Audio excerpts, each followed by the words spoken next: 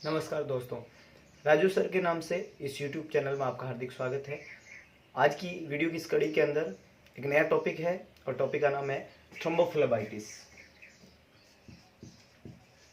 Thrombophlebitis एक तो इस टर्म से सवाल बनता है एग्जाम में, और इसी से रिलेटेड एक साइन है और उसको नाम देंगे हम होमान्स साइन। दो क्वेश्चन जो है वो एग्जाम में पूछे हुए हैं। एक तो थ्रोम्बोफ्लेबाइटिस क्या होता है, इसकी एक इम्पोर्टेंट कहानी, और दूसरा होमान साइन का पॉजिटिव का क्या मतलब और किस में पॉजिटिव आता है। तो थ्रोम्बोफ्लेबाइटिस वर्ड का मतलब होता है inflammation of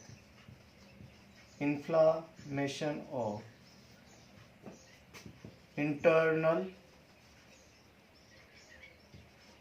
wall of when due to this formation of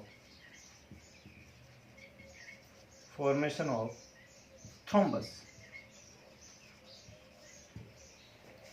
Thrombophlebitis, that is the inflammation of vein, simply हम बोले तो, और inflammation of the internal wall of when, when की इंटरनल वॉल में किसी भी कारण से इन्फ्लामेशन होने के कारण, और कॉमनली ये देखने को मिलता है जब हम पेरिफेरल लाइन को कैन्युलेट करते हैं तो कैन्युला के इरिटेशन से या ड्रग के इरिटेशन से वेन की अंदर की वॉल के अंदर इन्फ्लामेशन हो जाता है। नाम देते हैं उसको थ्रोम्बोफ्लेबाइटिस। एंड इसकी वजह से due to this formation of thrombus, उसकी वजह से वेन के अंदर थ्रोम्बस फॉर्मेशन हो सकते हैं।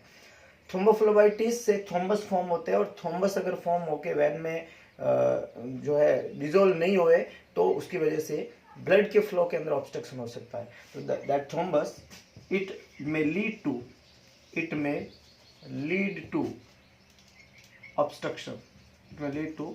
Obstruction in blood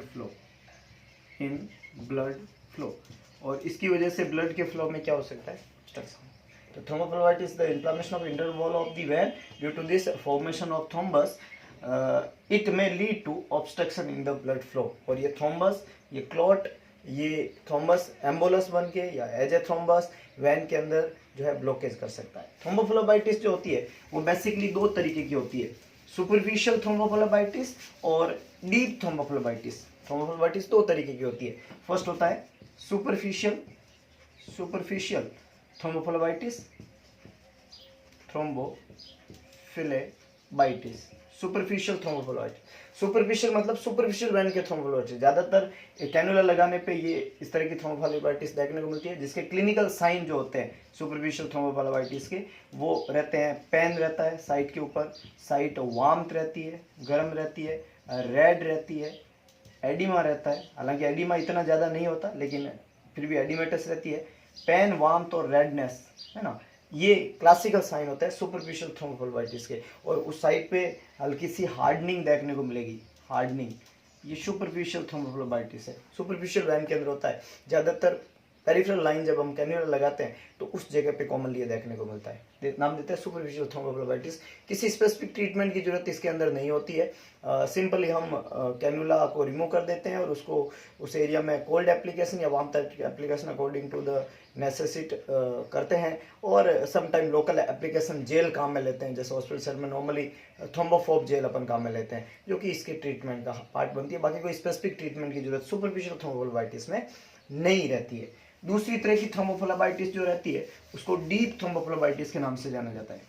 deep thrombophlebitis दूसरे तरह का थ्रोम्बोफ्लेबाइटिस डीप थ्रोम्बोफ्लेबाइटिस, इसी को डीवीटी कहते हैं, deep vein thrombosis, deep vein thrombosis. Thrombophlebitis जब डीप वेन वेसल के अंदर होता है तो डीप वेन थ्रोम्बोफ्लेबाइटिस के नाम से जाना जाता है। और इस तरीके के थ्रोम्बोफ्लेबाइटिस में जिस जगह पे डीप वेन में थ्रोम्बस बना है उसके पेरिफेरल साइड जो होती है वो एडिमेटस हो जाती है, उसमें पेन रहता है और उसमें मूवमेंट करने में दिक्कत देखने को मिलती है। डीप वेन थ्रोम्बोफ्लेबाइटिस के अंदर ज़्यादातर डायग्नोस्टिक जो फिनोमिना बनता है वो बनता है होमान साइन। डीप वेन थ्रोम्बोफ्लेबाइटिस में बेसिकली होमान्स साइन जो होता है, होमान साइन, ये पॉजिटिव देखने को मिलता है। ये बहुत इंपॉर्टेंट क्वेश्चन है एग्जाम का, होमान साइन पॉजिटिव किस में आता है ना। होमान साइन क्या है, तो इन होमान साइन हम क्लाइंट को सीधा लेटाते हैं, क्लाइंट के थाई को एग्जामिनर अपने एक हाथ से सपोर्ट देता है, उसी उसी लेग के अंदर जिसमें थ्रोम्बोफ्लेबाइटिस है या जिसमें डीवीटी बना हुआ है, एक साइड में थाई को सपोर्ट, दूसरे हैंड से उसके जो लेग होता है उसको हम होल्ड करते हैं, सपोर्ट देते हैं। उसके बाद में पेशेंट के नी को फ्लेक्स करते हैं और नी को फ्लेक्स करने के बाद में जो उसका लेग वाला साइड होता है उसमें डॉर्सीफ्लेक्शन करते हैं। डॉर्सीफ्लेक्शन मतलब ऊपर की तरफ उसको हम मूव कराते हैं, तो पेशेंट के काफ मसल के अंदर पेन की फीलिंग होती है। अगर ऐसा हो रहा है तो ये पॉजिटिव ओमान साइन कहलाता है। तो क्या क्या हमने पेशेंट को लेटाना है, पेशेंट को लेटाने के बाद में उसका जो लेग होता है उसके लेग को नी से 90 डिग्री के एंगल पे मोड़ना है। एक हाथ से हम थाई को सपोर्ट देते हैं और दूसरे हाथ से उसके लेग को सपोर्ट देते हैं। थाई को सपोर्ट, लेग को सपोर्ट और फिर लेग को हम डॉर्सीफ्लेक्शन करते हैं। डॉर्सीफ्लेक्शन मतलब अंदर की तरफ फ्लेक्स करते हैं। तो ये तो है लेग साइड, ये है थाई पेशेंट का। एक हाथ से थाई सपोर्ट है, दूसरे से लेग को सपोर्ट है और फिर लेग को हम डॉर्सीफ्लेक्स करते हैं, लेग को डॉर्सीफ्लेक्शन करते हैं, डॉर्सीफ्लेक्शन। और नी जो होता है वो 90 डिग्री के ऊपर बेंड होता है, 90 डिग्री पे बेंड, ये नी साइड 90 डिग्री पे बेंड है। और जैसे हम लेग को डॉर्सीफ्लेक्स करेंगे तो ये जो थाई वाला, ये जो एरिया है काप मसल, इसमें काप में पेन होएगा, काप पेन। और अगर ऐसा हो रहा है तो हम कहेंगे ओमान साइन क्या है, पॉजिटिव है। दोबारा समझेंगे, पेशेंट को सीधा लेटाया, नी को 90 डिग्री पे बेंड किया, एक हाथ से थाई को सपोर्ट है, दूसरे हाथ से लेग को सपोर्ट है, लेग में डॉर्सीफ्लेक्शन करेंगे तो पेशेंट को काप पेन होएगा। और अगर ऐसा हो रहा है तो ये एलिसिट करता है, अगर काप पेन हो रहा है तो ये एलिसिट करता है कि ओमान साइन जो है वो क्या है, पॉजिटिव। और पॉजिटिव ओमान साइन जो होता है वो डीवीटी को इंडिकेट करता है। अब अगर डीवीटी कंफर्म हो जाए, वैसे इसका confirmative diagnostic test Doppler study कराते हैं फुट का और उसके अंदर डीप वेन थ्रोम्बोसिस मिलता है। और कंफर्म होने के बाद में इसमें ट्रीटमेंट की जरूरत रहती है।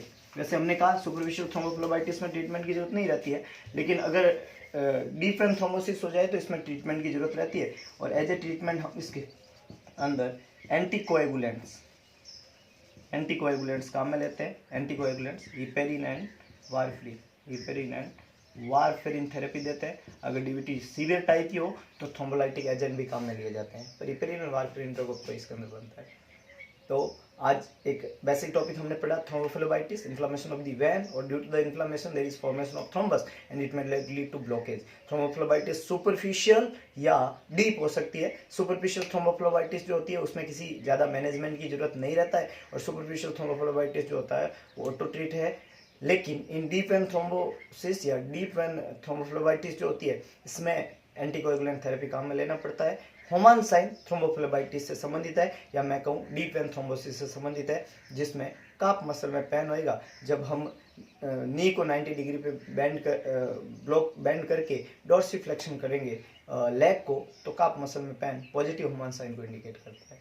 इसी तरीके से कुछ मज़ेदार टॉपिक को एंजॉय करने के लिए आप जुड़े हुए रहिए मेरे यूट्यूब चैनल से, पर चैनल को लाइक और सब्सक्राइब करना ना भूलें ताकि वीडियो सबसे पहले आप तक पहुँचे। धन्यवाद।